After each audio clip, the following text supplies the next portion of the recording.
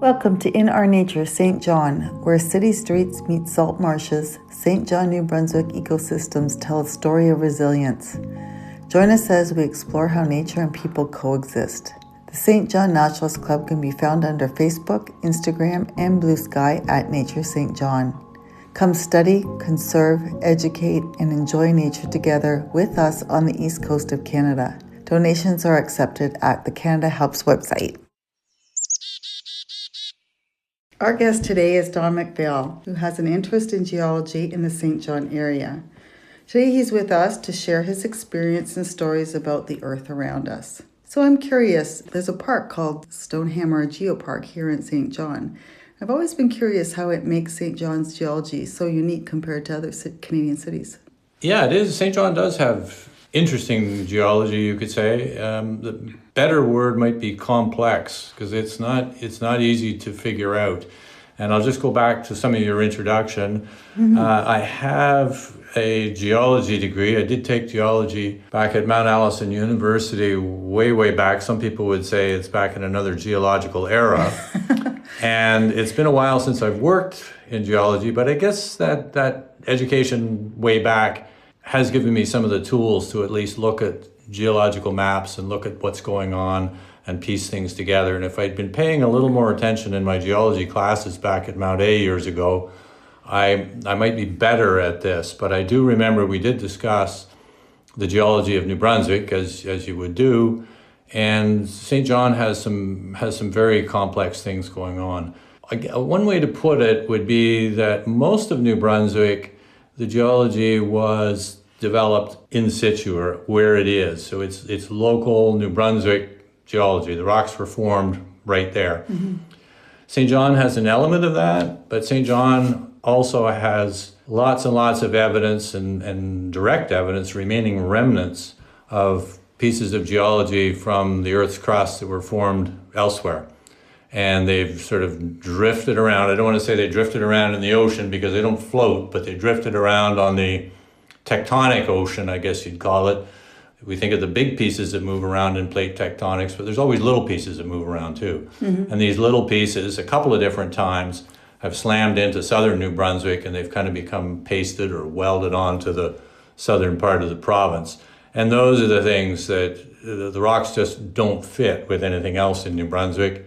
And generally they've been banged up pretty much, so it's like looking at a really badly wrecked car and trying to figure out what kind of car it once was. Right. But you can do that, or people that are really skilled at it can do it. Right. I can interpret the maps that they've put together. So where would we have, like, for example, rocks from? Where in the world would they come from? Well, the old people like old things a lot of times, or people that collect antiques. And I always say that the oldest New Brunswick item you can get, or the oldest item really from New Brunswick, would be the Brookville lime, that is on Rossay Road. And there are indications in that rock that it is 1 billion years old. We can talk about that a little bit later. That rock was formed off the coast of modern-day Brazil. Now, Brazil wasn't where it was then, and New Brunswick wasn't where it was now, where it is now. Everything shifted. Everything shifted. Right. But that's, if you were to move things back to where they were born, that's where that particular slice of rock came from. And then there's other slices of rock that show up more on the Kingston Peninsula that are related to an age that is 400 million years old, as opposed to somewhere 500 plus million years old. Wow. If rocks could talk, right? If rocks could talk, they could tell a story better than I do. What was alive on the planet at the times that those rocks were formed? That's kind of something that has continued my interest in geology, because I'm interested in how some of these things influence life on Earth, or how life has influenced the rocks. And then you can also apply it to things that are beyond Earth. And there are things like people practicing planetary geology right now. So this is looking at the geology on other planets in our solar system. And just in the last 20 years, 30 years or so, you've been able to start to think about practicing planetary geology in other solar systems. I don't know if I'm going to get the pronunciation of this right, but can you explain the story of that? Is it Iapetus Ocean? Iapetus. Iapetus Ocean closing and the Atlantic Ocean opening. This goes back to plate tectonics again. And just for people that might not be familiar with this used to be called continental drift. I don't think people call it that anymore. But it wasn't all that long ago.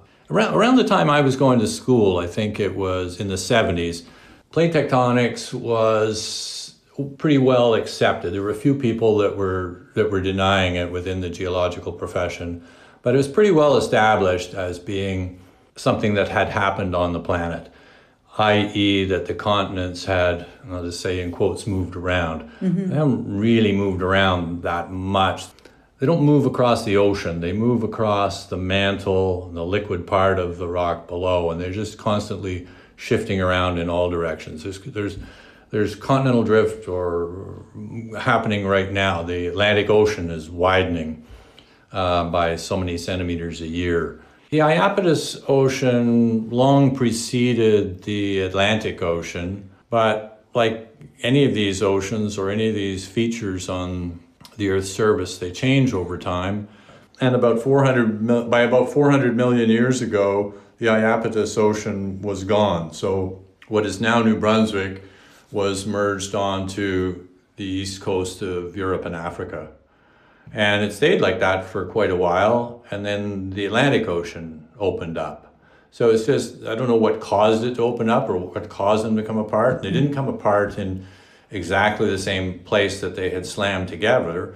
The evidence for that is that you see bits of rock that are sort of Moroccan, if you want to call it that, in Newfoundland, and you see bits of East Coast North American rock in places like the UK and North Africa. So they bang together, but they eventually come apart, and then about 200 million years ago, the Atlantic Ocean started opening up, and as I mentioned earlier in this podcast, it's still getting opening wider. Wow. So they were together for give or take 200 million years, and then they started opening up, and at some point things will all change again, or they are changing now. Where they're going to go to, don't know. So how did that drift shape the Bay of Fundy and surrounding landscape? The Bay of Fundy is quite a deep bay, although that has changed over time. But as you pull two pieces of rock apart, I'm just thinking about what example would be in daily life. But if you pull something apart that's a little bit pliable, and we tend not to think of rocks as being pliable, but they are over a big scale, you'll form a crack somewhere in the middle. And it will open up. As you pull that apart, the crack will widen and deepen, and that's what happened with the Bay of Fundy. Now, the Bay of Fundy has also filled up a couple of times with rock and debris, because a low area is where rivers and streams and glaciers will dump things over time, and they will dump rock and sand and silt that they are carrying. It's called a rift valley. The rifting is the pulling something apart. The valley is what forms there, and maybe it might be of note that a lot of the rift valleys around the world are sites where there's great oil and gas potential. We touched a little bit about this before, but are there any fossils or rock formations in Saint John that tell us about ancient life here? There are. Probably a little bit further afield is where most of them are, out towards St. Martin's and Sussex. There are some. You need, generally, almost exclusively, you need sedimentary rocks. If you remember back from, it might even be elementary school, where you learned the sedimentary, igneous, and metamorphic. And sedimentary is where you get the fossils formed. Right. Sediments are generally dumped into water. Organisms, after they die, they fall into the mud at the bottom, and they get other mud laid on top of them, and they eventually turn into stone. Yeah. And there aren't a lot of sedimentary rocks around Saint John, but one right in Saint John, there's near the New Brunswick Museum on Douglas Avenue. there's a formation that is similar to this Brookville lime one. Limestone is a sedimentary rock. And there are things called stromatolites in there. I think you can also see them at Dominion Park, but I think you need to be in a kayak to see them. See them. So don't drive out there and have a spotter. I've never seen them out there. But these stromatolites, they knew the age of these rocks as being about 500 million years old. They were classified as what they call Precambrian, one of the ages. Precambrian, people from Ontario know about the Precambrian Shield, a massive area of quite ancient rocks, some of them very, very ancient, some of them the oldest on the planet, but anything up to about 500 million years old is Precambrian. And in these rocks that are just at the end of the Precambrian, there were stromatolites. Now, nobody really knew what a stromatolite was. I don't. Okay. Well, there was a debate as to whether they were fossils or they were some other feature of these rocks formed by some bubbling of the mud or something like that. And one of the reasons that they claimed that they couldn't be fossils was that at the time of this major discussion, there was no life known in the Precambrian. The Precambrian was almost synonymous with pre-life. So these rocks are Precambrian, they can't be life, therefore there's something else. So go away, these are not fossils. Right. But that changed over time, and it didn't take too long for it to change. And these have been established. They found living stromatolites off the coast of Australia. They found some freshwater stromatolites living in a lake in British Columbia. And they've been around a long, long, long time. There are cyanobacteria, other types of which are around right now. So small life. Yes, microscopic life. But they're not microscopic fossils, because thousands or tens of thousands of them get together and they form these little growths. Right. Okay. And the growths are not actually the organisms, it's the way they pile up limestone into these characteristic shapes. Fossils are not always the bones, we think of that, but footprints across a beach, those are considered to be fossils, or evidence of life. And these stromatolites are evidence. There's not direct evidence of life, but they're evidence there. And then I guess just one more thing is that this idea that the Precambrian was synonymous with pre-life has been completely debunked now. I mentioned that the Precambrian ended about 500 million years ago, 500 million years ago. Well, we've found evidence of life, just microscopic life, but it's definitely evidence of life. There's no one that studies this that doesn't think it goes back at least 3.5 billion years old. So it's way, way, way back in the Precambrian. What role did geology play in shaping the city's economy? Well, I mentioned the limestone quarry on Rothsay Road, and that is one example of how rock has been taken out of there. And if you happen to look at that rock, it's kind of a gray gravel, but it's quite a distinctive color. And once you've seen it once, you see it all over around this area. It's used on people's driveways. It's used on the edges of driveways. It's pretty tough, and it's a big business around here. I'm not thinking that the geology itself played a huge direct role in the St. John's development. There's no mines or anything around here. I guess the way the geology might have would be just through the Bay of Fundy and being deep water, and how it's a deep water port, and how the river comes out right at the mouth of it. And how does studying local geology help us understand climate change and sea level rises today? Well, I'll step back a second and say that I guess we need to remember or be aware of the fact that climate is always changing everywhere, sometimes quickly, sometimes more slowly. Probably now it's changing quite quickly because of some human-generated reasons. But the climate changes, the climate reacts, and I'll come back to the limestone story, the Brookville lime.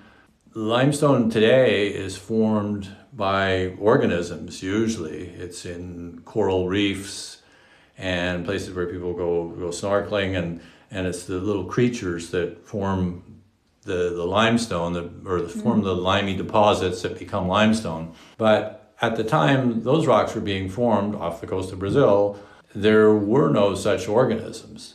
So something else created that massive amount of limestone, and probably what it was some change in the chemistry of the sea, the chemistry of the atmosphere, some interaction of them. So the calcium and carbonate in the water, not suddenly, but over many millions of years, precipitated out and formed these limestone deposits. So that whole area would have been underwater at one time? Yeah. Okay. A sedimentary rock it would have been, but the mechanism for triggering it to become limestone would not have been the organisms, the clams and corals and everything that create limestone today, because they didn't exist on the earth at that time. So some other mechanism, and probably some combination of climate change, sea chemistry change, or it could also be that the portion of the sea where that formed got closed off, because that will close off its interaction with the rest of the ocean, which can change the chemistry as well.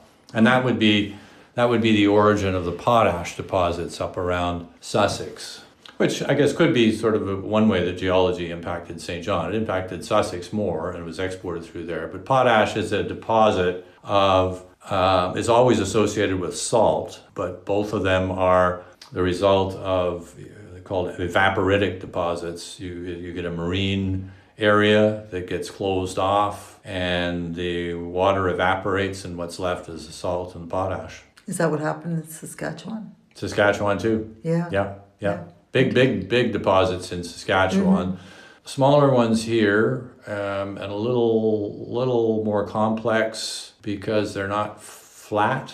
They're more on an incline, so you have to mine them down a slope, which is trickier than flat land. Yeah. Now some of the Saskatchewan ones are pretty deep. There's a sort of a tragic mine event there just this week where somebody was killed underground, I guess. But a lot of the potash mines in Saskatchewan, or at least some of them, are open pit as well. It's pretty close to the surface. Right. Is there any ongoing research happening at UNB Saint John or in the Geopark these days? Apparently at UNB SJ, you can get an undergraduate, you can get a minor in geology, and an undergraduate degree with a minor in geology. If you want to major in geology or take postgraduate, you go to UNB Fredericton. So I'm not aware of any research that's really being done here. There may be some things, but most of it would be in Fredericton, and I think. But they do have a lab that has a good reputation for dating rocks. I talked right at the start of the billion-year constituents within the limestone rock at Brookville. The rock itself is not a billion years old, but when you take it apart, when you look at the little granules inside it, there are tiny little minerals called zircons. And these zircons, being a sedimentary rock, these zircons would have been washed into the sediments from somewhere else. But you can actually get these little zircons, and you can date them. And there's a lab in UNB Fredericton that's very good at that. Oh, interesting. Yeah, the zircons are kind of cool. They're very much like quartz, but they've also got an atom of zirconium in them. You grind them up, and because they trap uranium and lead, which uranium decays to lead over time, you grind it up in a controlled container, and then you count the number of uranium atoms and the number of lead atoms. And the more lead there is, the older it is. Yeah. Okay. And that's how they date. I mean, you can date rocks using some other things. You can date them with fossils too, if you know fossils, you have reference fossils, but zircons they're real good clocks. Okay. Yeah. Oh, that's interesting. And that's they've been used to date rocks that they brought back from the moon. They've been used to date rocks all over the place. If somebody wanted to explore the geology in Saint John, what sites or trails should they visit? I've suggested to people, and in fact I've led a couple of times a bit of a field trip. You can do it in an hour or two, where you can go to 3 or 4 sites around Saint John that are all quite different, and they cover these three major rock categories. Do you remember what they are, Kate? Sedimentary. Igneous. And metamorphic. Okay. Metamorphic. Yeah, so you can find all three of these categories, but just by visiting three sites that are right beside the road. One, you don't have to go into the Brookville Lime Quarry, but there's a face to that rock formation right near the entrance, and you can just go over and you can pick up a piece of this gray rock. It just looks like a normal gray rock, right. But that's a slightly metamorphosed rock. It's limestone that has been slightly metamorphosed. That's one. That's a little over 500 million years old, but it has these zircons in it that are closer to 1 billion years old. You can't see them, but you can know they're there. Mm-hmm. Ancient New Brunswick souvenir from Brazil, imported. And then the next place you could go towards Rothsay, and in behind the Catholic Church, there's a rock outcrop in the parking lot there. That's granite, and you can see it's heavier, it's harder than the Brookville Lime one. And you can see the crystal structure. It's got quartz and it's got black flecks in it and some pink and orange things when you look at it. And then you can go from there and you can go to the Gondola Point Arterial, just where you head over to the Kingston Peninsula. There's a rock face that is reddish looking. There's some reddish rocks, and those are sedimentary rocks. And those are ones that I find to be like the storybooks of the Earth's history. They're the ones that potentially have fossils in them. And as you stand and look at them, in some ways it kind of looks like a bookshelf. The rocks would have been laid down horizontally, but they've been tipped up on their side and torqued a little bit. But when you look at them and walk along the road there a little bit, you can see the orientation of those things. And each layer, there's probably several million years of daily newspapers through that cliff face. That's kind of neat. And those are the same red rocks that make the beaches red in PEI. It's the same things that extend over there. It happens that those three places are in order of age too, but they go from 500 million years old to the granite is just a little bit younger, maybe 400 million years old, and then the red storybooks are 200 million years old. Yeah, well, thanks so much for joining us today. I remember I went out on one of your geological tours with the Saint John Naturalists Club and really enjoyed it. Now when I drive along, I don't look at rocks the same at all anymore. So hopefully people listening to this will have the same experience. And thanks for joining us today. No problem. Make sure you look at the traffic too. Okay. My wife tells me not to just look at the rocks and birds. Thank you. Thank you everyone for stopping by to listen to In Our Nature St. John today. Remember, we can be found on Facebook, Instagram, and Blue Sky at Nature St. John. Donations are accepted through the Canada Helps website. We host events every month, and they can be found listed on our website at stjohnnaturalistclub.org/events. Please follow and subscribe to our monthly podcast, and if you have any ideas for discussion, let us know in the comments. Until next time.